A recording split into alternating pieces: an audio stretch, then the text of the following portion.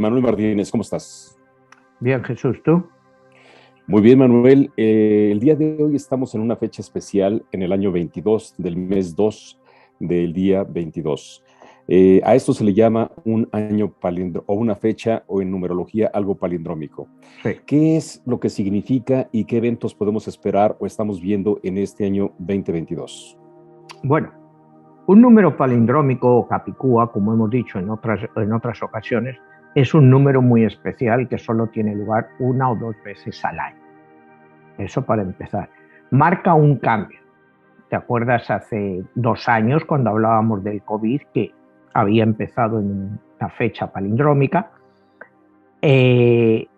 Ahora estamos en un momento en que este 22 del 2 del 2022 pues está marcando un antes y un después. Cuidado, es una fecha muy importante, sobre todo en el conflicto que estamos viendo entre, digamos, Rusia y las potencias occidentales, pues que están encuadradas dentro de la OTAN o la NATO, como lo queramos llamar, ¿no? Entonces, pues te voy a comentar un poco lo que significa esta fecha, 22 de febrero del año 2022. En numerología y también en astrología, pues se considera que estas fechas pues abren un portal que desarrolla ciertas energías y que nos van a afectar a toda la humanidad. Como hemos hablado muchas veces, pues hay gente que lo cree, gente que no lo cree, pero para gente que sigue la numerología y astrología, saben que son fechas extremadamente importantes, porque marcan siempre un antes y un después. No quiere decir que el antes o el después sea exactamente en ese día, sino que ese día marca la pauta. Todo esto puede empezar unos días antes, unas semanas antes, y puede seguir unos días o unos meses después, pero que la fecha es esa, es la que marca el cambio de ritmo. Entonces, pues a mí me gustaría un poco explicar sobre todo pues, las cosas que están pasando actualmente y cómo van a verse influenciadas por este febrero 22 del año 2022, pues que es en esta semana. Sí. Emanuel, en este caso estamos viendo una serie de eventos que están pasando a nivel mundial, vemos un sinnúmero de noticias. ¿Qué tanto pudiera haber una relación entre este portal que se abre, la energía que está fluyendo y qué tanto se van a intensificar estos eventos? Bueno, este portal normalmente siempre te marca una oportunidad para solucionar un problema o si no se aprovecha esta oportunidad, que es este portal que se abre, pues las cosas pueden deteriorarse muchísimo.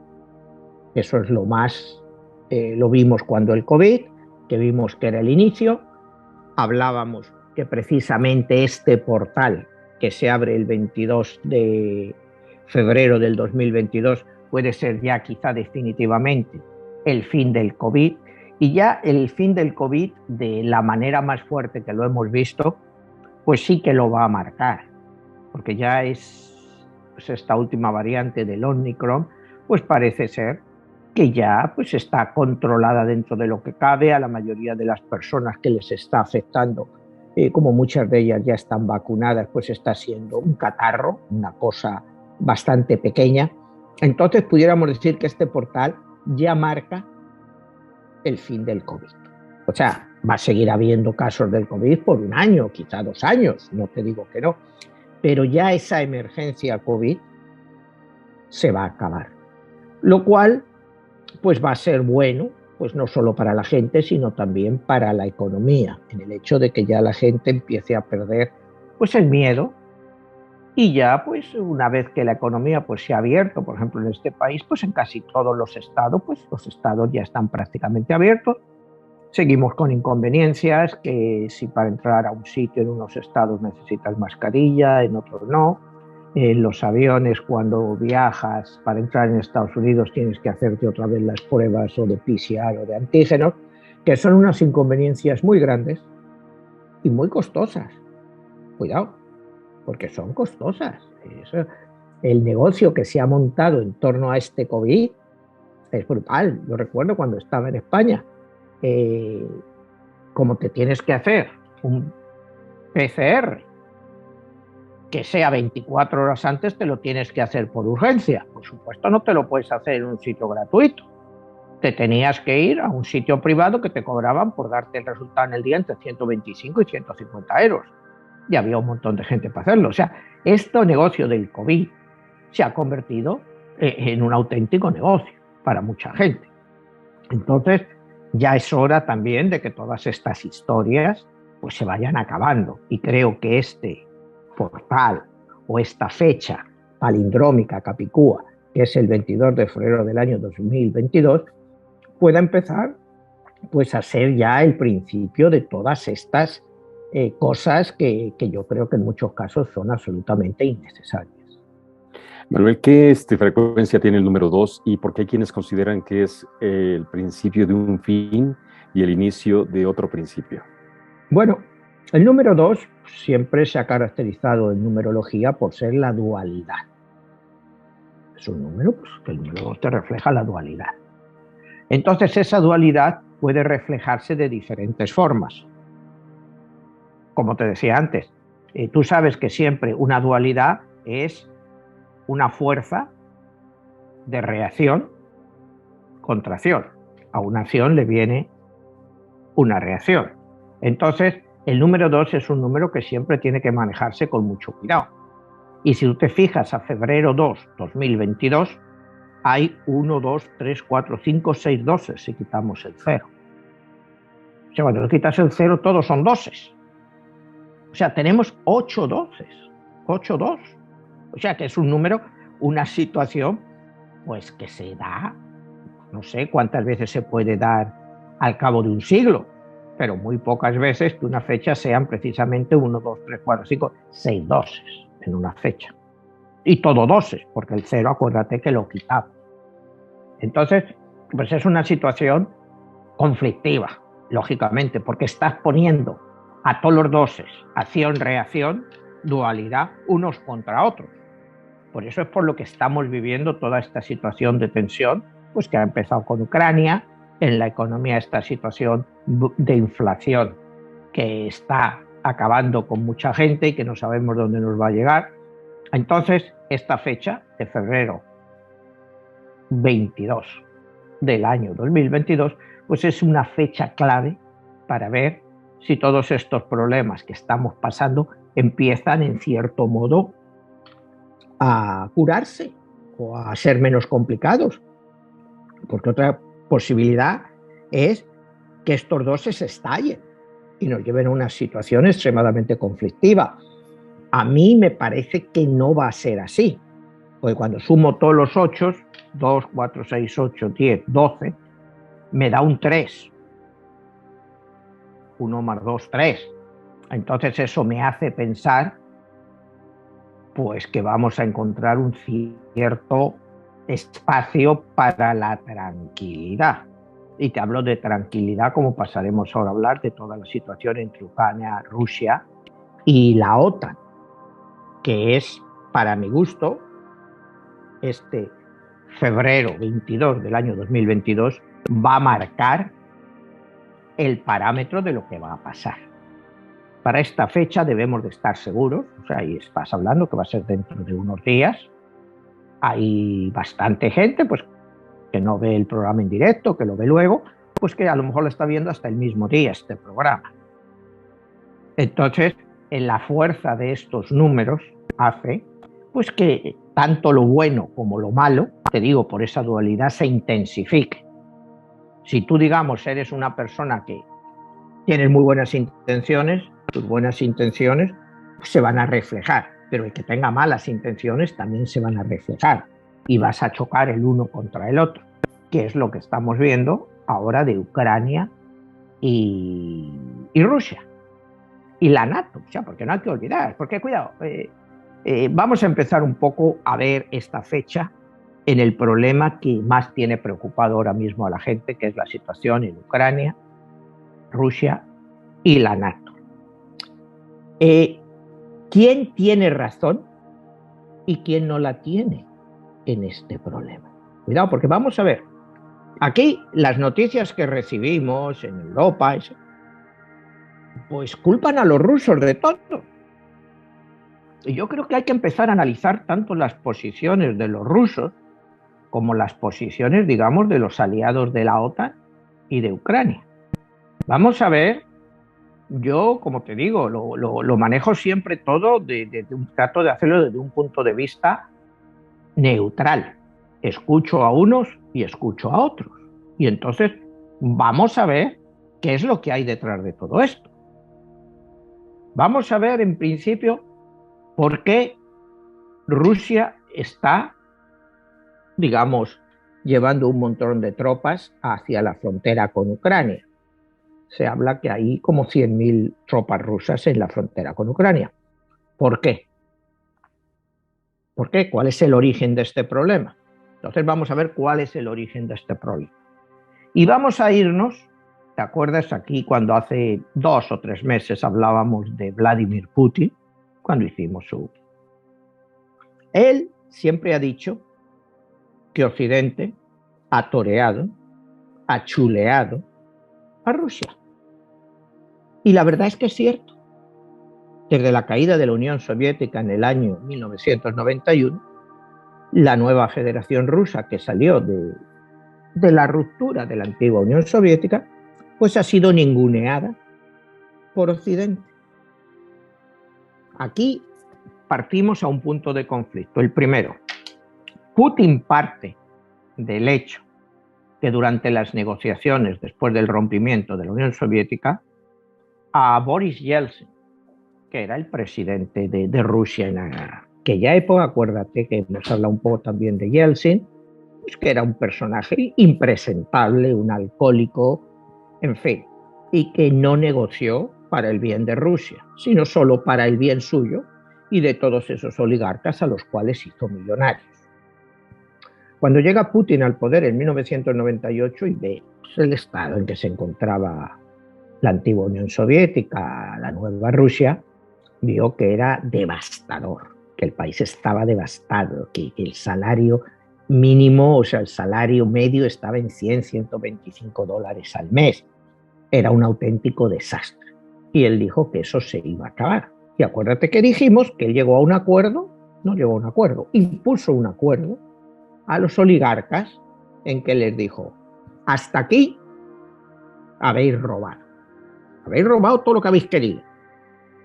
Yo no os voy a quitar el dinero que ya habéis robado, pero aquí ya no robáis más.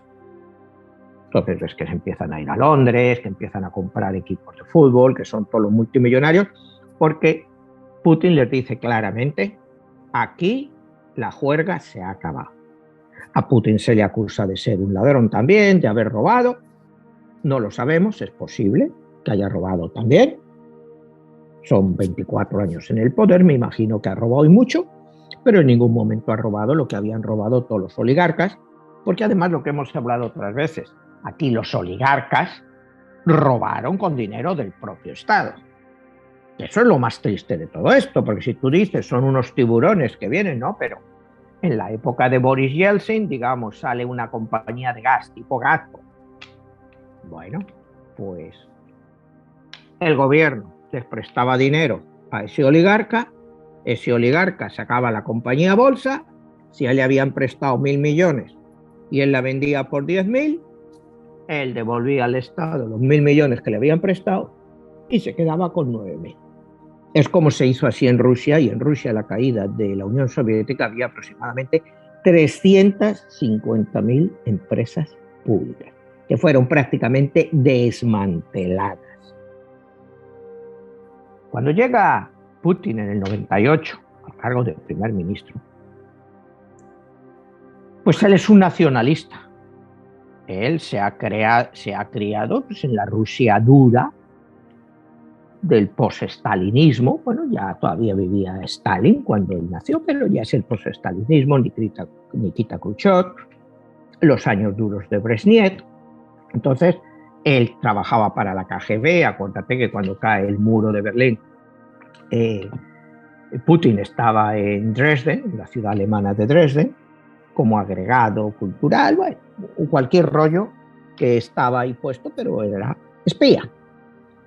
Él ve toda esta decadencia, de esta caída, esta humillación que sufrió Rusia después de haber ganado la Segunda Guerra Mundial, y él eso no se lo puede permitir.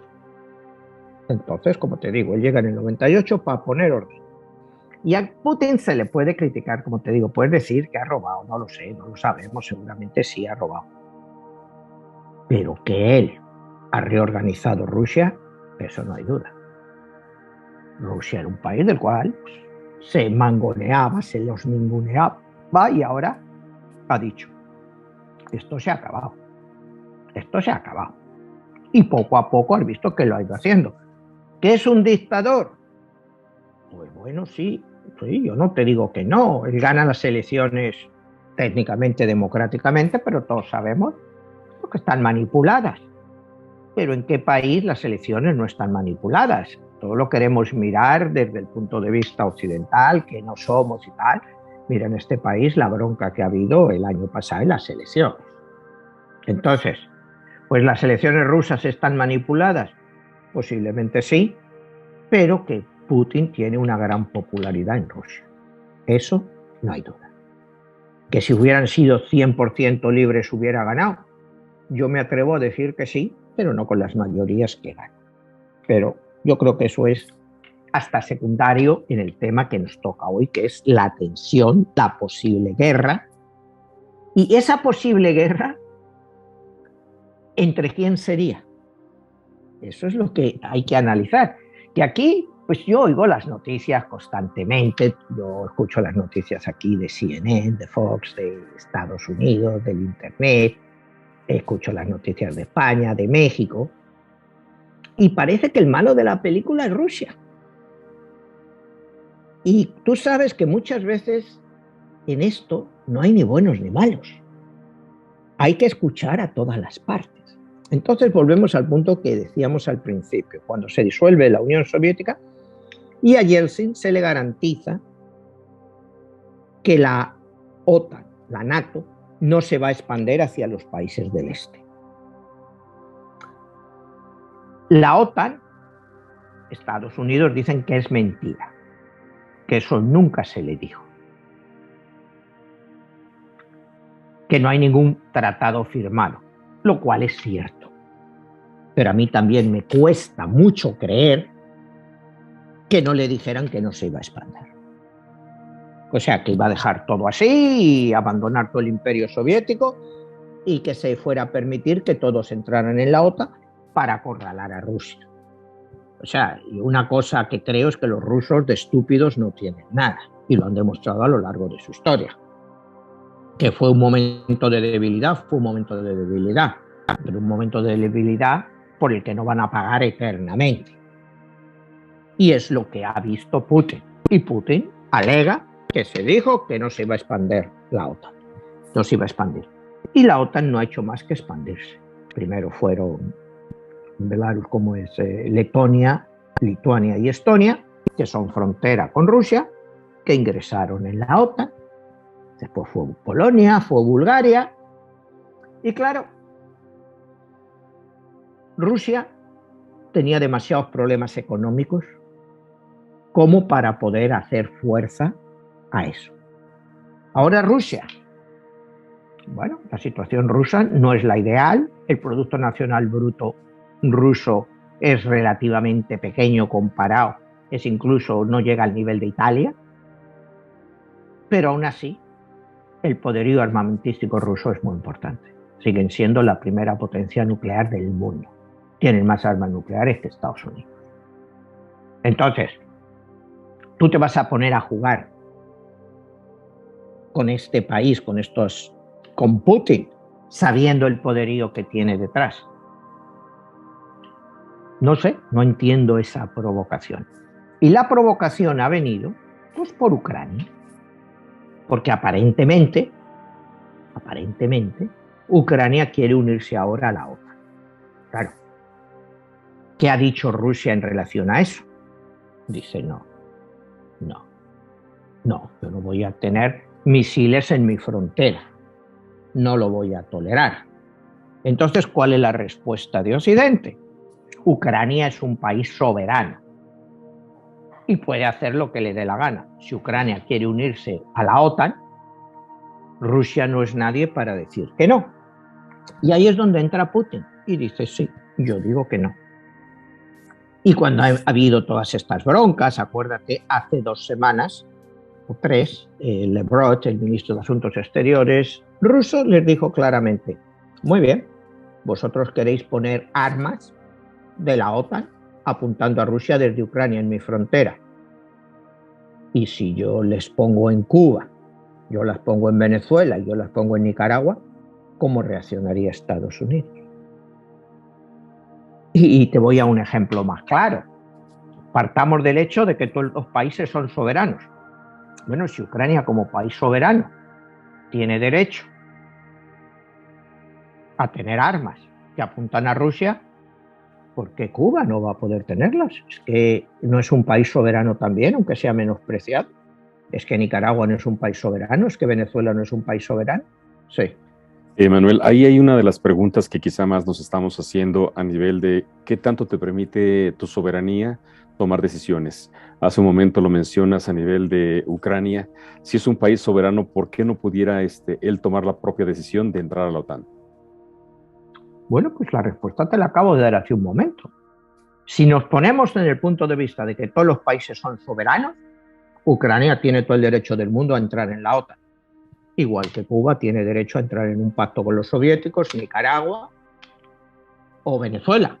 Pero ¿quién determina en este caso si sí entra o no entra? Lo determina, en este caso, que la OTAN lo soliciten y que los países de la OTAN lo aceptan. En el caso de Cuba sería que se lo solicitara a Rusia y que Rusia les aceptara. Imagínate que al señor López Obrador le da mañana por decir que quiere hacer un pacto con la Unión Soviética o con China militar y va a tener armamento apuntando a la frontera americana. ¿Cómo reaccionaría Estados Unidos? ¿Es que México no es un país soberano? Pues es el mismo caso de Ucrania. ¿Cómo te va a permitir Rusia que le pongas armas en su frontera? O sea, lo que hay que ser aquí es un poco serio cuando analizamos todas estas cosas. ¿Qué es la soberanía de un país? La soberanía de un país te da obligaciones y también te da limitaciones. Tú no puedes estar con Ucrania en la OTAN a no ser que fuerces a Rusia a que lo acepte. Y Rusia solo lo acepta si está en una situación de debilidad, como estaba en la época de Yeltsin, y que permitieron toda esta expansión hacia el este. Con una Rusia fuerte nunca hubieran permitido que Estonia, Lituania se metieran dentro del pacto de la OTAN. No tiene sentido. Como te digo, Estados Unidos nunca permitiría que México, Cuba, Venezuela o Nicaragua lo hicieran dentro del pacto de cooperación que tienen los rusos, que era el antiguo pacto de Varsovia. Entonces partamos de ese punto. Primero, que es ilógico, si lo miramos desde el punto de vista estratégico y de todo, pues que Ucrania entre dentro de la OTAN. No tiene ningún sentido. Que los países occidentales quieran forzarle, esa es otra historia. Esa es otra historia. Pero por eso Rusia te ha reaccionado como te ha reaccionado. ¿Me queréis forzar? Pues bueno, vamos a ver quién es más fuerte. Si vosotros o yo. Y entonces vamos un poco a la historia de Ucrania. Ucrania pues es un país, desgraciadamente, que ha estado siempre con frontera con Rusia, con frontera prácticamente con Alemania. Entonces, pues siempre ha estado invadido. O sea, Ucrania lleva sufriendo por siglos. Los nazis hicieron unas masacres brutales en Ucrania. Todas las conocemos. Pero los rusos, durante la época de Stalin, pues las famosas hambrunas que mataron a 5 millones de ucranianos. Desgraciadamente Ucrania está muy mal situada. está muy mal situada. Porque si no es uno es otro, pero siempre le están dando palos. Entonces, como a Ucrania, cuidado, que Ucrania era prorrusa hasta el año 2014. Y en el año 2014 Occidente provoca un golpe de Estado, conocido como la de la Plaza de Maidán, que todavía todos nos acordamos, donde se tiró un gobierno prorruso y se favoreció un gobierno occidental. Entonces tú me vas a decir que un gobierno prorruso de hace 8 años, que fue eliminado para traer un modelo de gobierno más occidental, porque el país sigue siendo Ucrania. Es decir, hay muchas reminiscencias de la antigua Rusia, de la antigua Unión Soviética, es todo. El país no es un país que digamos que se adapta al modo occidental. Mira el presidente ucraniano. El presidente ucraniano, el nuevo presidente, era un actor que hacía el papel de presidente en una serie de televisión ucraniana, y los ucranianos estaban tan altos de los políticos que le eligieron como presidente. Y si lo hace también como en las películas, pues verás tú cómo no va a ir. Entonces estamos hablando de la falta de seriedad que hay en todo esto para involucrarse en una guerra. O sea, porque aquí estamos jugando con algo muy serio, es una desestabilización total. El principal perdedor de todo esto, si algo pasa, va a ser Ucrania. Entonces, lo que yo no puedo entender, que unos gobernantes técnicamente libre elegidos quieran llevar a su país al caos. Hay cosas que no puedes hacer. Tú sabes que Ucrania no puede pertenecer a la OTAN. Lo mismo que Cuba tampoco puede pertenecer con un pacto soviético o Chile o México. O sea, eso tú lo sabes. Al presidente de México, López Obrador, aunque un día le diera una locura, nunca iba a ser una locura de decir, ahora vamos a hacer un pacto militar con la Unión Soviética, con Rusia, con China. Nunca lo haría. Nunca lo haría. Porque saben que la reacción de Estados Unidos sería brutal. Pues entonces, ¿por qué Ucrania estamos por aquí hablando? Que si una guerra, que si tal, que si cual. Pues sí, Ucrania nunca va a entrar en la OTAN. Y el problema se había acabado. Lo que pasa es que Rusia no ha hecho solo la exigencia esa. Rusia ha hecho la exigencia de que se retiren todas las tropas de la OTAN de los países que eran del este y que ahora le amenazan a ella. Rusia se siente fuerte para eso y ha dicho, todos los que están en Bulgaria, todos los que están en Polonia, fuera, fuera. Vamos a ir a un statu quo como era en ese momento, de respeto a mis fronteras. Rusia sabe que pidiendo esto, que la OTAN le va a decir que no. Le va a decir que no a sacar los soldados de Bulgaria o de otro sitio, pero sí le pueden decir, bueno, pues ya Ucrania no va a ser parte nunca de la Alianza Atlántica. Ese es el fin que yo veo que está buscando Putin. El que se le den garantías, que haya un tratado, como le han dicho que no había tratado antes, o una negociación para que eso no vuelva a pasar. Y ese es el principal conflicto que hay aquí. ¿Cuáles son los problemas de esto? Imagínate que Rusia, febrero 22 del 2022, o en esa época, te invade Ucrania. ¿Qué va a hacer Occidente? ¿Qué va a hacer la OTAN? Pues va a ayudar a Ucrania. Ya has visto las toneladas y toneladas de armamento que les están mandando. ¿Quién va a perder en todo esto? Pues el único perdedor va a ser Ucrania. Va a ser Ucrania. O sea, tú puedes mandar soldados de la OTAN allí a enfrentarse a los rusos, que lo dudo que se atrevan a hacer eso. Cuidado, yo lo dudo mucho que se atrevan a hacerlo. Porque ahí sí que podrían meterse en una escalada muy seria. Una escalada muy seria, y que los rusos, pues bueno, si los provocas, es un país que ha sufrido tanto a lo largo de la historia que les va a importar poco. Les va a importar poco, o sea, poco en el sentido que decir, ellos piensan muchos más van a tener que perder los occidentales que nosotros. Entonces, cuando ves lo que yo te acabo de explicar, ¿por qué no te lo dicen en la televisión? Cuando aquí te hablan todos los analistas, que te digan la verdad. Que sí, yo entiendo, Ucrania es un país soberano, tiene derecho. Pero bueno, si todos los países son soberanos, el mismo derecho puede tener Cuba, el mismo derecho puede tener México, el mismo derecho puede tener Venezuela, el mismo derecho puede tener Nicaragua. Si vamos a ver lo que es la soberanía, pero la soberanía todos sabemos que eso es un cuento, son todo intereses, son todo puro intereses. Que Putin es agresivo y un personaje peligroso, yo creo que a nadie le queda duda. Aquí hicimos la biografía de él, la numerología de él. Es un personaje agresivo. ¿Qué necesidad tienes tú de provocarlo?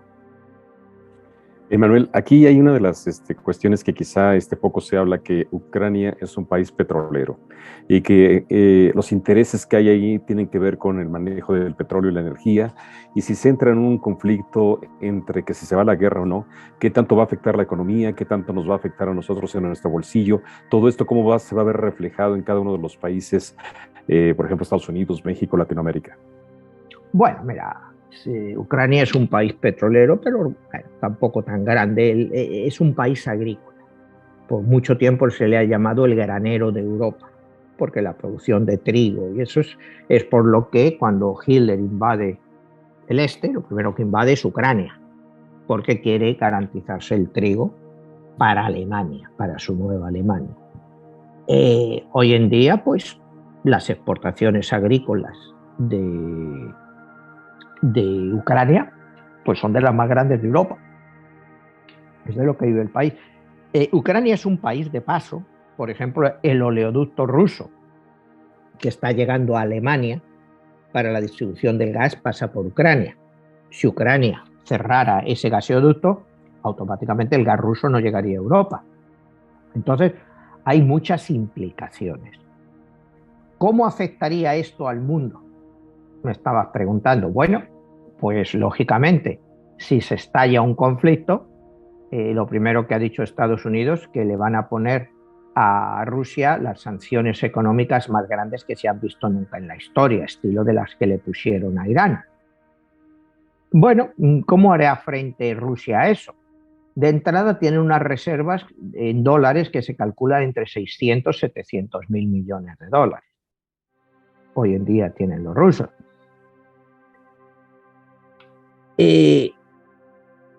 Correríamos con estas sanciones, y parece que no lo quieren pensar bien nuestros gobernantes, nuestras gentes pensantes, es que Rusia, si se ve abocado a una situación así, pues no va a actuar como Irán. Automáticamente yo creo que Rusia buscaría un nuevo sistema de pagos con China para abandonar el SWIFT. SWIFT es el sistema de pago que existe en Occidente, por lo cual cualquier pago en dólares tiene que ir a través de este sistema, si no, no es aceptado.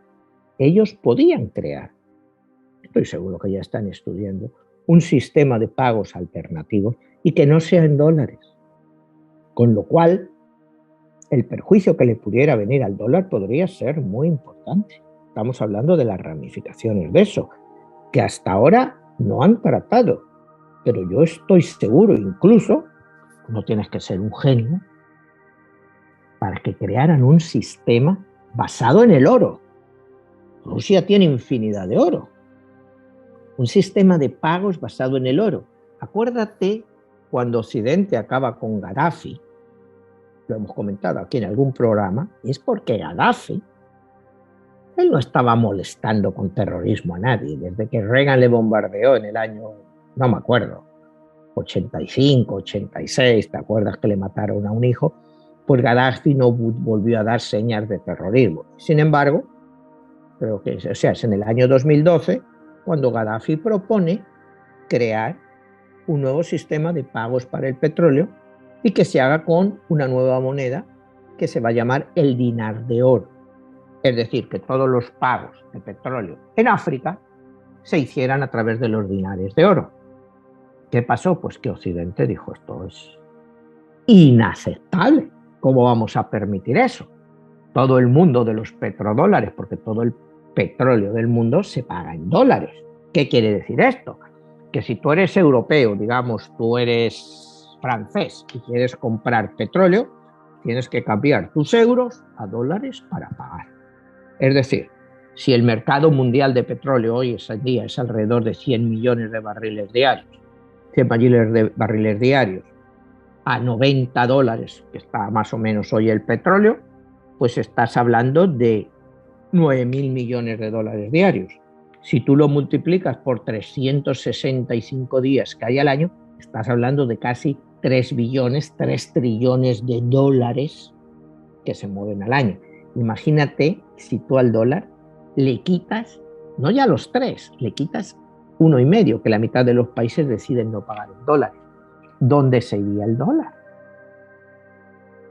O sea, todo el comercio mundial, muchas cosas se hacen en dólares.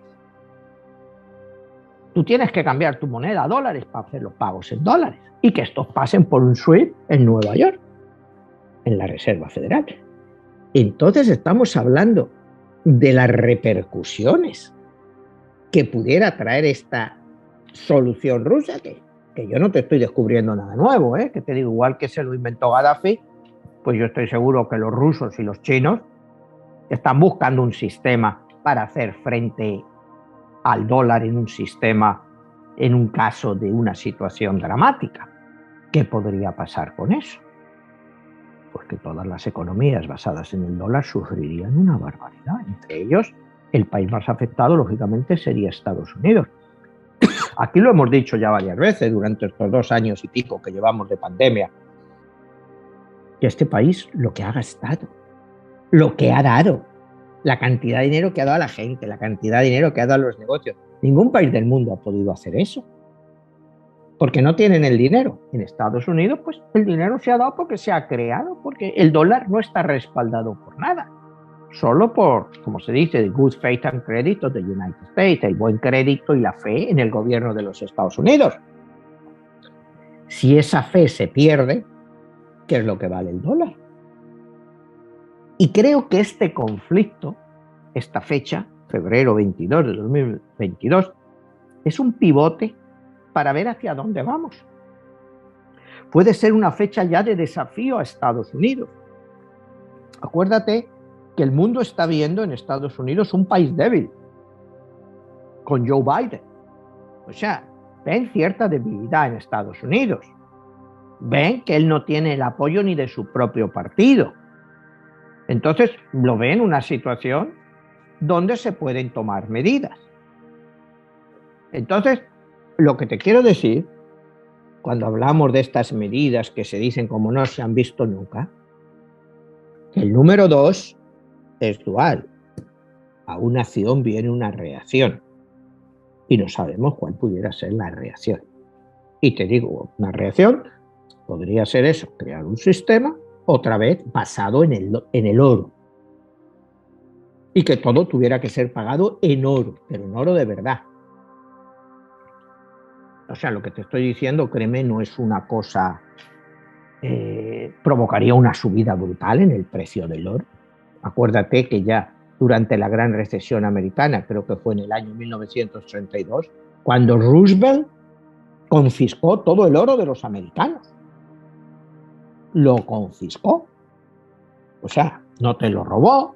Te dice, si tú tienes una onza de oro que vale $5, que da, yo te doy tus $5, pero tú dame aquí la onza de oro. Se hizo con todas las reservas de oro para proteger el dólar. Si Rusia te viniera con... Rusia tiene muchísimo oro, todos lo sabemos, que es de las mayores reservas del mundo después de Sudáfrica, quizás Rusia sea el país que más oro tenga. Pues acuérdate de la extensión de Rusia. 15 millones de kilómetros cuadrados. O sea, es una extensión muy grande. Y yo estoy seguro que hay un montón de minas por ahí por Siberia que todavía ni siquiera han descubierto o están sin explotar. Si el oro tuviera ese valor tan brutal, estoy seguro que empezarían a salir nuevas minas. Porque se gastarían. Ya la extracción, aunque fuera más cara, pero podría ser rentable. Ahora mismo, pues yo me imagino que en esas zonas de Siberia, pues no es rentable lo que debe de haber debajo de las nieves. Debe de haber minas y debe de haber de todo, pero que no se ha desarrollado. Pero para no salirnos del tema, hablando de lo de Ucrania y hablando de lo de Rusia, ¿qué podría pasar? Y que hay una posibilidad, si no se llega a un acuerdo, que yo creo que de una forma u otra, pasando esta fecha 22, febrero 22, se va a llegar a un acuerdo. De una forma u otra, le van a decir que Ucrania no va a entrar, en fin, algo se va a llegar. Si no se llegara, yo no veo un enfrentamiento de los rusos contra las tropas de la OTAN. Yo no creo que sean tan locos. Porque la OTAN estaría protegiendo a un país que no es ni de la OTAN. Ya le están mandando dinero, un montón de armas, le están mandando, como decían, toneladas, que eventualmente Ucrania tendrá que pagar. Eso no se lo van a regalar. O sea, porque sí te mandan armas, pero te las cobran. Eso de que te las regalan no vale. Tú las vas a tener que pagar. ¿Cuál es la situación que yo veo delicada? Es que Ucrania entre en una guerra civil. Que entre en una guerra civil. La parte prorrusa, que es muy importante, ahora hablaremos un poco de Crimea, contra la parte prooccidental. Y que se enzarzaran en una guerra civil, que pudiera durar años. Y el país se quedaría totalmente destrozado. Habría inmigración brutal de refugiados hacia Europa, pues con los problemas subsiguientes que eso te trae. Y mi punto de vista es, ¿eso merece la pena por estar en la OTAN? O sea, porque estar en la OTAN es técnicamente para protegerte de Rusia. O sea, ¿qué vas a decir? ¿Que en vez de protegerte tú solo te vamos a mandar tropas de todos los países aliados? Bueno, acabaría en una guerra brutal ahí y quién ganaría, pues no lo sé. Todos serían perdedores y esperaríamos pues que no entraran en respuestas nucleares, aunque fuera tácticas, y no escalara más, que se quedara en una guerra civil entre ellos, se machacaran, se mataran. Y entonces vamos a volver al 2014, la famosa anexión rusa de Crimea. Crimea, como tú sabes, hablando un poco de la historia de Crimea, Crimea nunca ha sido parte de Ucrania. Y cualquier rollo que nos cuenten es mentira. Solo vete a Wikipedia, te miras la historia de Crimea y verás como Crimea nunca ha sido parte de Ucrania. Eso para empezar. Crimea, hasta 1765 más o menos, era parte del Imperio Otomano. Era parte del Imperio Otomano.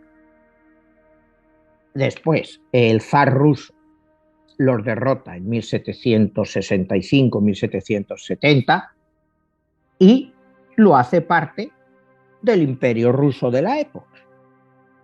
O sea, eso es la península de Crimea. Y luego hemos visto pues, que por cientos de años pues, ha sido parte de la historia rusa. Tú te lees a Gorky, a Dostoyevsky y todos los grandes magnates, condes, duques de la época, pues se iban a Crimea, a su dacha, a pasar el verano. Eso es parte de la historia. Crimea nunca ha sido parte de Ucrania. Está al lado, están juntos, pero nunca ha sido parte. Entonces, primera mentira que hay que empezar ya a desmentir. ¿Por qué Crimea pasa a ser parte de Ucrania? En el año 1954, acuérdate que la semana pasada hablábamos de Stalin, que muere en 1953, Nikita Khrushchev toma el poder en Rusia. Nikita Khrushchev es ucraniano y por ser el 300 aniversario de un tratado, no recuerdo cuál es exactamente, decide que va a pasar Crimea a Ucrania, que entonces pues tenía un valor relativo porque Crimea estaba históricamente dividida siempre lo que era Crimea y lo que es Sebastopol, que siempre se ha considerado como una ciudad independiente. Sebastopol es donde hoy en día está toda la flota rusa del Mar Negro. Eso se considera una ciudad independiente. Y diciendo independiente es administrativamente independiente. O sea que no estaba bajo del control de la República esta o de la semirrepública autónoma de Crimea, como la llamaban. Una república, todos estos rollos que se dan, ¿no? Que es una república autónoma, pero al final el que mandaba era él mismo. Daba igual que ahora a Khrushchev se le hubiera pasado a Ucrania, porque Khrushchev también controlaba Ucrania. O sea, era una cosa puramente administrativa. En el año 2014, primera advertencia de Putin, tomó Crimea. ¿Por qué? Pues porque, como te decía hace un momento, la flota rusa del Mar Negro está ahí. O sea, no te va a permitir que esté en manos de otra gente. Y la toma. Vinieron muchas sanciones, muchas historias, pero hay que ser serio. Crimea nunca fue parte de Ucrania, nunca lo ha sido. Primero fueron como te decía, el Imperio Otomano, y luego llegaron el Imperio Ruso, ahí estaban todos los tártaros, llega Stalin, y como no se habían portado con el bien durante la Guerra Civil Rusa del 17 al 21, los manda al Asia Central a que la pueblen y masacra a un montón de ellos. O sea, el padrecito Stalin, como hablábamos el otro día, pues era así. Pero hay que ser serios. Crimea nunca ha sido parte de Ucrania. Y Occidente vio, porque eso no era para una guerra. Como te digo, muchas sanciones que sí le hicieron daño a Rusia, pero la superó. Ahora vamos a Ucrania. Como te decía, Ucrania ha tenido siempre unos lazos muy grandes con Rusia y con la Unión Soviética. Siempre los ha tenido. Todo lo que es la parte sur de Ucrania, lo que está pues en la zona de Crimea y esas provincias, son todos prorrusos. Y vamos a ser todavía más serios.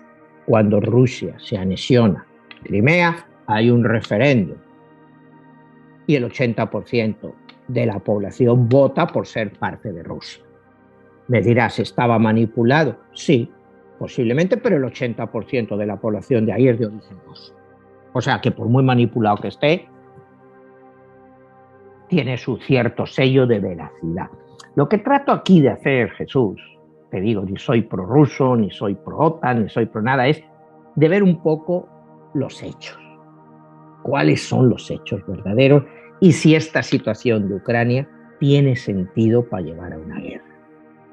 Y la respuesta clara es que no lo tiene, que no tiene sentido, que es una locura lo que nos están haciendo vivir. O sea, yo no sé, hay mucha gente por ahí que te está diciendo que todo son esto maniobras de distracción para ahora ponernos ahí con miedo de que Ucrania, de que haya una guerra. Y ya si te pones más serio y más cínico, ¿a quién le importa Ucrania? Tú dime a quién le importa Ucrania. Tú preguntas en Estados Unidos dónde está Ucrania y nadie tiene ni idea. Las únicas ucranianas que ves en estos shows que se van buscando novias al extranjero y cosas de esas, que siempre cae alguna ucraniana de estas por aquí. O sea, pero la gente no sabe, el americano normal no sabe dónde está Ucrania, ni el europeo, cuidado. Y no te quiero decir el mexicano o el latinoamericano. O sea, no saben lo que es Ucrania, no saben lo que era Crimea. Y de repente todo era Crimea, después han pasado unos años, ahora todo es Ucrania. Entonces, acuérdate que aquí nos metimos en una guerra por Afganistán por 20 años y aquí la gente no sabía dónde estaba Afganistán. Es más, todavía ni lo sabe, a pesar de que lo han visto. Todo el mundo se dio cuenta de lo estúpido que fue esa guerra y lo innecesaria y el costo humano que trajo consigo y monetario. Pero el que más sufrió pues fue Afganistán, que se quedó ahí devastado. ¿Qué le va a pasar a Ucrania? Pues al final lo mismo, porque te digo, se pueden pelear, pero al final se cansan de que les maten gente, de que gastar dinero. Y cuando la gente empieza a preguntarse, bueno, ¿y por qué todo esto? ¿Por qué todo esto? Si Ucrania ha sido siempre amigo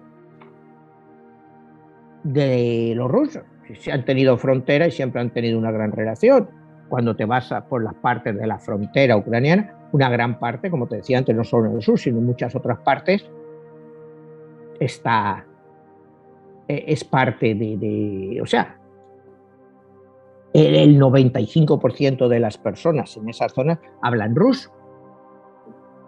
Entonces, pues, es una situación que yo te diría, a la gente hay que decirle la verdad y, y llegar a un acuerdo, que no lleguemos a esta solución. Y cuando miras la historia, ha habido un artículo muy bueno en el European Council of Foreign Relations, en esa revista, que es parecida a la que hay aquí de Foreign Relations americana, ¿no? Y el artículo se llama Putin sabe lo que quiere en Europa del Este y nosotros no sabemos si Helsinki o Yalta. Te voy a explicar un poco lo que quiere decir con esto. Putin sabe lo que quiere, eso está claro. Si no, no estaría actuando así. ¿Qué queremos los occidentales? ¿Helsinki o Yalta? Cuando hablábamos del padrecito Stalin la semana pasada, ¿qué fue Yalta? Pues Yalta es la conferencia que se celebra en el año 1945 en Yalta, que Yalta precisamente está en Crimea, en la cual se reúnen, es la última reunión de Roosevelt antes de morir, Churchill y Stalin. Y ahí se divide en Europa. Europa del Este para Rusia y el resto, bueno, para las potencias occidentales. Helsinki, ¿qué es Helsinki? La famosa conferencia del año 1975 que se celebró en Helsinki, en la cual pues volvemos a hablar de todo esto, de que se iba a buscar un mundo más democrático, soberanía de los países, en fin, todas estas cosas que aquí hablamos continuamente, ¿no? De la soberanía. Y está claro lo que acabamos de decir, que eso de la soberanía, pues es un mito. Una democracia, pues te vuelvo a decir, pues a Rusia se le critica porque no es un país democrático, pero Arabia Saudita es democrática, Kuwait es democrático, Bahrein es democrático. ¿Cuántos países hay democráticos desde el punto de vista liberal occidental hay en el mundo? Pues quizá la mitad. La otra mitad no están de acuerdo a nuestros estándares. ¿Y qué vamos a hacer con eso? Imponer a todos nuestra forma de vida, nuestra cultura. Tú a unos musulmanes no les vas a hacer creer que el sistema occidental de gobierno es mejor que el que tienen ellos, porque es lo que han nacido. O sea, aquí hemos hablado bastantes veces de Afganistán. Mira lo que han tardado los talibanes en tomar el poder. O sea, han estado fuera 20 años, bueno, por ahí escondidos por las montañas, tal y cual. Pero como dicen ellos, nosotros tenemos todo tiempo del mundo, los occidentales no, porque todo esto les cuesta dinero. Y llega un momento que hay en Afganistán. No hay nada. Opio, es lo único que hay, es de lo que viven, de opio. Lo demás, pues no tienen nada. Entonces, un caso muy curioso es que ahora el presidente Biden acaba de congelar esta semana las reservas en dólares de Afganistán. Están en Estados Unidos. Y otra vez hablamos de soberanía de los países. ¿Cómo puede Estados Unidos congelar el dinero de un país soberano? Ya se lo hizo a Irán, se lo hace a todo. Y dice que lo va a dar para víctimas del 11 de septiembre, para los casos que tienen pendientes. ¿Tú cómo puedes hacer eso con el dinero? O sea, ¿somos soberanos todos o no somos nadie? ¿Por qué ahora Afganistán no es un país soberano? ¿Por qué le tienes que congelar su dinero?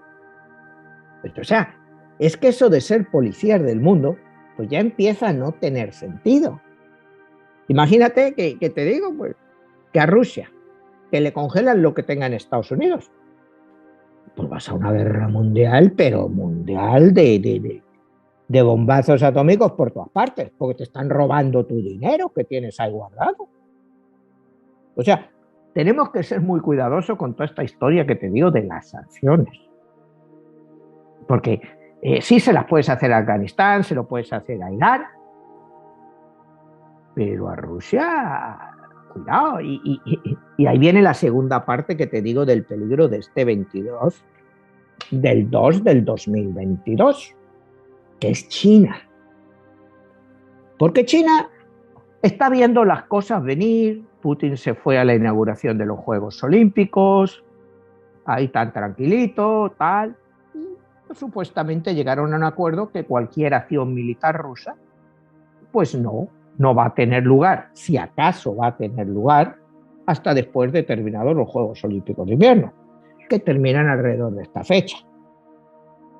El 21 o el 22 acaban. Entonces, a partir de eso, ya China apoya a Rusia. ¿Qué podríamos ver de todo eso? Pues podríamos estar con toda esta historia forzando a Rusia a hacer un pacto militar con China, que es lo que ninguno queremos que pase. Pero si tú les fuerzas, pudiera llegar a ser eso. Entonces, es lo que te estoy diciendo del peligro de este 22/02/2022, que después de esta fecha y alrededor de esta fecha pueden haber situaciones como esa, que la situación en Ucrania se deteriora y empiezan ahí a matarse unos a otros y a destrozar el país. Mientras están ahí distraídos, China aprovecha y te invade Taiwán. ¿Qué vas a hacer? ¿Abrirte otro frente? O sea, hay muchas implicaciones en todo esto, Jesús, que quizá o no estamos viendo o no nos quieren dejar verlas. O sea, pues yo te digo, tú pones aquí a la CNN o pones todos son, no, que sí, la libertad, la soberanía. Bueno, sí, están muy bien todas esas palabras, pero en la vida real, ¿eso qué significa? El pueblo ucraniano, ¿de qué les sirve su soberanía si se meten en una guerra civil? Y pierden sus casas, pierden sus trabajos, pierden todo. ¿De qué les sirve?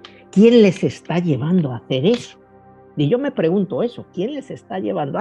En el año 2014 eran prorrusos. Ahora, según dicen, todos son pro-occidentales y todos quieren entrar en la OTAN. ¿Cómo te cambia la mentalidad de la gente en tan poco tiempo? A un tipo de 50 años, que 8 años después, que era prorruso y ahora te dice que es pro-occidental. Eso es muy difícil, Jesús. O sea, tú ves cómo evolucionamos las personas. Hay cosas que, para mi gusto, no tienen sentido y que hay algo detrás de todo esto, pues que no nos están diciendo y no sabemos lo que es. Pero que la gente, tú hablas con europeos y la gente tiene miedo. Pues tú les sueles hablar y la gente pues manifiesta y ya ves la que se va a montar por ahí. Aquí en este país, pues el miedo pues te lo ponen aquí, como te digo, mira, ahora están diciendo que dice Estados Unidos que Rusia puede atacar Ucrania sin prácticamente ningún aviso. Y sí, claro que es cierto. Pero ¿qué sabemos si todo esto que nos están contando es verdad? Rusia, por otra parte, dice que está dispuesta a hablar, pero que tienen que tener en cuenta lo que ellos han pedido. Entonces, lo que aquí te digo, aquí todos tienen razón y ninguno tiene razón. En una situación muy preocupante. Y te digo, y la opinión pública occidental nos están llevando del lado otra vez que los rusos son los malos. Cuando hemos visto, pues que sí, que Putin, como hemos dicho, pues no es un angelito. Pues nadie le va a defender a Putin que sea un angelito. Pero que tiene una cierta reclamación justa también. Hay que ver también eso. Que lo que está pidiendo tampoco es tan exagerado decir, oye, yo no quiero misiles en mi frontera que me llegan a Moscú en 2 minutos. Como te digo, si a tu presidente López Obrador se le va la chola y dice, pues yo mañana hago aquí uno, y están a tiro de Washington, tiro de todo, ¿cómo reaccionaría Estados Unidos? Y México es un país soberano, Cuba es un país soberano, entonces todo esto de la soberanía pues tiene un límite. Manuel, ya perfilándonos al final del programa, en esta fecha donde tenemos predominantemente el número 2, la dualidad, ¿qué tanto eso se puede llevar a la vida personal? Quien quiera sacar su propia numerología en estas fechas, o en esta fecha en especial, ¿se puede revertir en la dualidad? Mira, revertir, Jesús, cada persona es como es. Tú lo que puedes ver es cómo estás aspectado. O sea, no sé si me entiendes, el día 22 del 2 del 2022 es un número 3. Las personas que este año sean un número 3 están muy bien aspectados ese día para hacer algún cambio, pero te digo, en numerología como en nuestra vida, el cambio no se hace en un día. Como te he dicho, este número, todo el rollo de Ucrania y todos estos problemas, no se arreglan en un día. Hay una fecha que marca una pauta. En este caso es un número 3, viniendo de 12, que es otra vez tiene otro 2. Pues personas que nos estén viendo saben que en numerología van del 1 al 9. El número 3 es aproximadamente 11% de la población mundial. Pues 11% de las personas que nos estén viendo van a ser un número 3 ese día. Bueno, pues es un buen día, yo te diría, para la reflexión, para analizar tu vida. ¿Qué es lo que quieres hacer a partir de ahora? Quizá tomar una decisión, pero la mayoría de la gente se le va a olvidar ese día. Vamos a hacer, o sea, un día. Por eso te digo, las fechas estas son tan importantes porque la gente les pone muy poca atención. Y luego cuando miras atrás es cuando te das cuenta de que alrededor de esa fecha es cuando ha sucedido algo. Como cuando hablábamos hace 2 años y pico del COVID, que dijimos que era febrero 21 del 2021. Ya dijimos, esta es una fecha que marca algo. Y fue prácticamente pues, el inicio del COVID. No, en ese momento no sabíamos lo que era, pero ¿te acuerdas cuando hablábamos de aquí viene algo? Como dijimos, viene algo y vino el COVID. O sea, empezó a hacerse popular al principio, porque al principio, pues, acuérdate que se tomó a cachondeo por la mayoría de los gobiernos occidentales que esto no era más que una gripe. Y se tomaron a cachondeo todo el resto de la pandemia. Que si hoy te pones la máscara, mañana te la quitas, hoy te pones esto, mañana no. O sea, ha sido una manipulación de la población tan grande, como hemos hablado aquí otras veces. Un problema sanitario, pues lo convirtieron en un problema económico de una magnitud brutal. Entonces, el COVID, la posible guerra en Ucrania, si nuestros gobernantes democráticamente elegidos han sido incapaces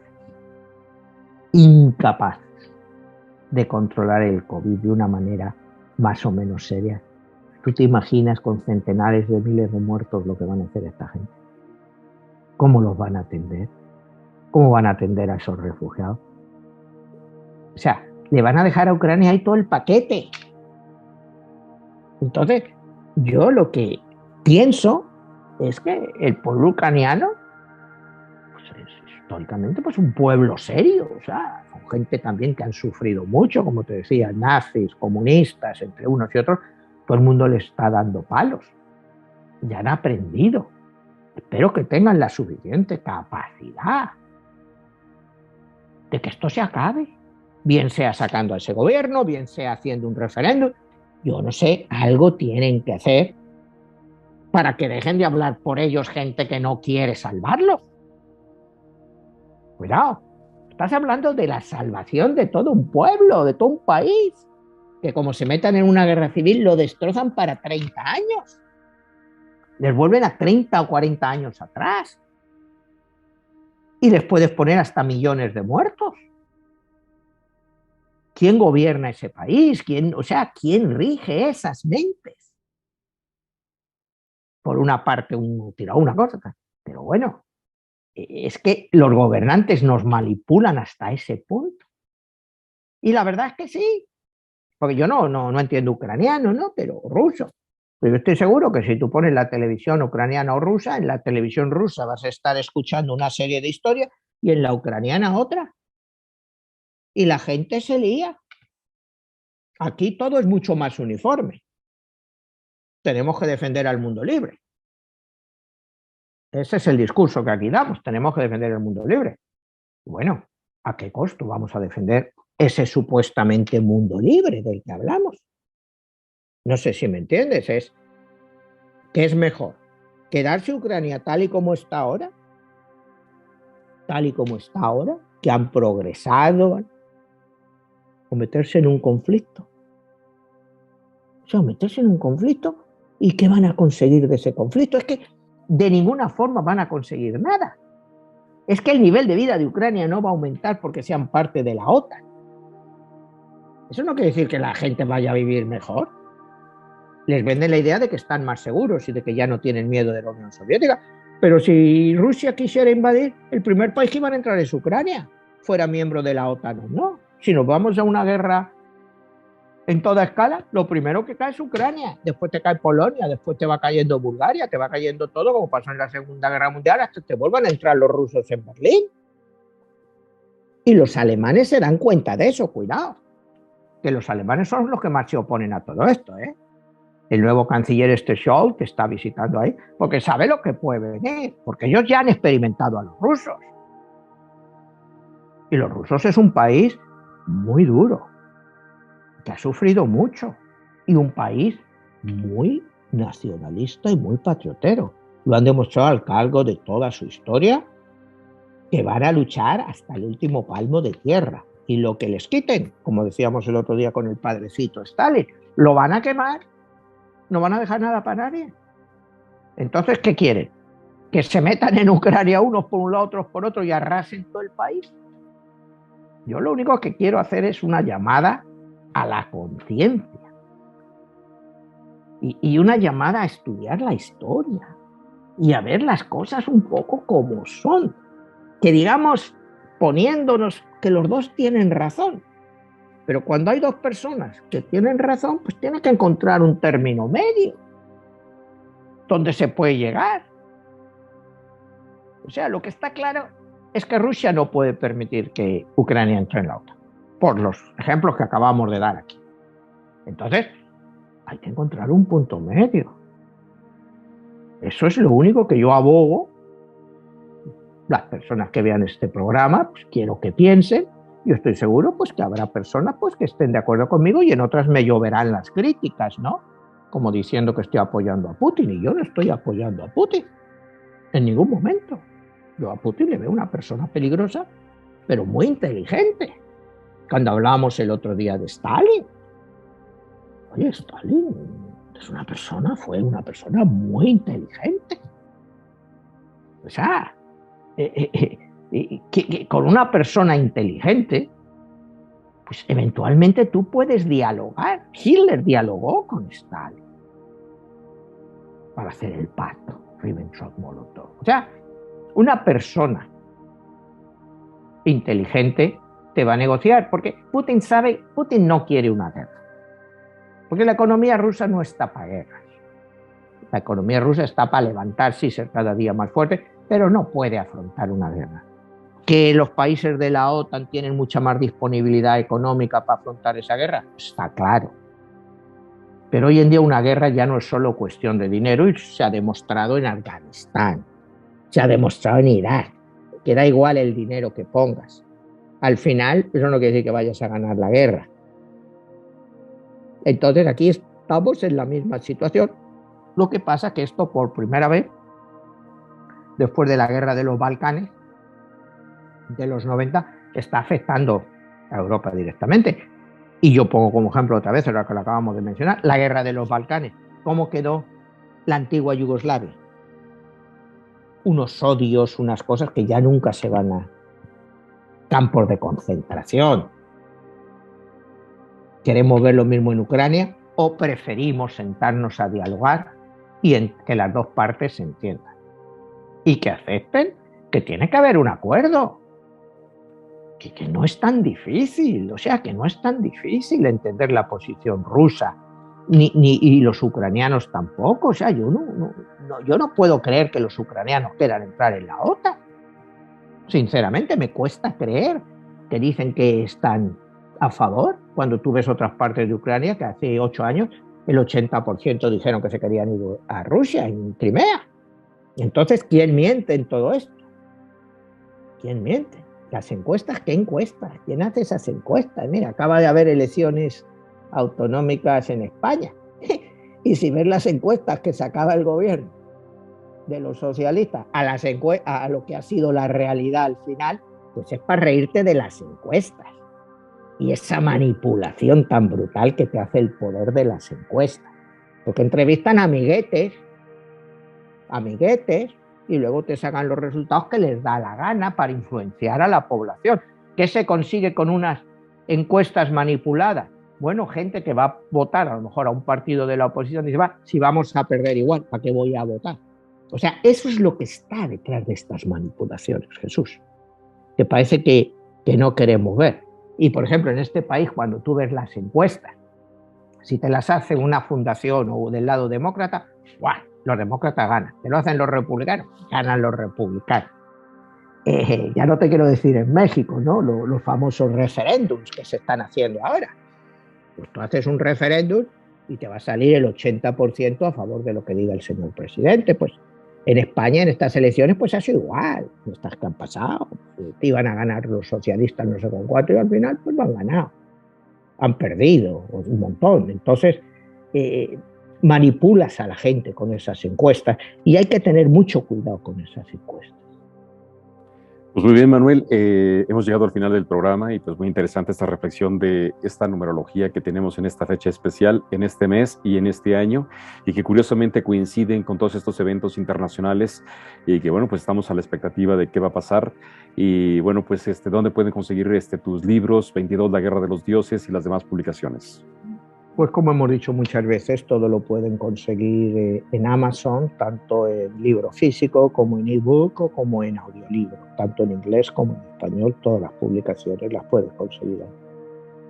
Y todos bien, estos Manuel, programas los pueden escuchar en Spotify. Perfecto, también se pueden conseguir en audiolibros, ¿verdad? Sí.